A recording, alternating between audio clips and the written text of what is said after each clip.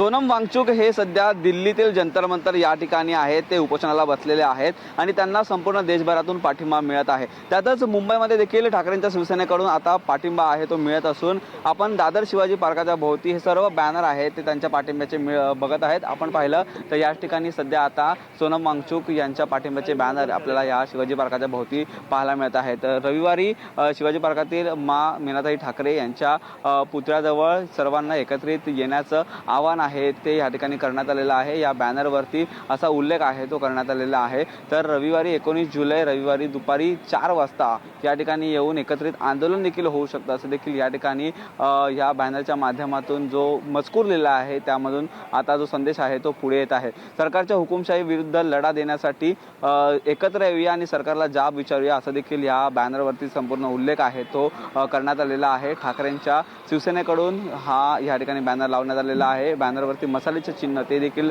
लावण्यात आलेलं असून रणजित मधुकर कदम युवासेना उपसचिव यांच्या माध्यमातून हे सर्व बॅनर आहे ते सध्या आपल्याला दादर शिवाजी पार्क मैदान या ठिकाणी आहे ते पाहायला मिळत आहे। त्यामुळे संपूर्ण देशभरातून सोनम वांगचुक यांच्या उपोषणाला पाठिंबा मिळत असताना आता मुंबईतून देखील शिवसेनेचा उद्धव ठाकरे यांच्या पाठिंबा आहे तो मिळत असल्याचे बॅनर आहे ते सध्या पाहायला मिळतात। त्यामुळे रविवारी 19 जुलै रोजी मोठं आंदोलन देखील या ठिकाणी होण्याची शक्यता आहे ती वर्तवण्यात येत आहे। व्हिडिओ नागनाथ शिंदेसह निखिल चव्हाण, TV9 मराठी, मुंबई।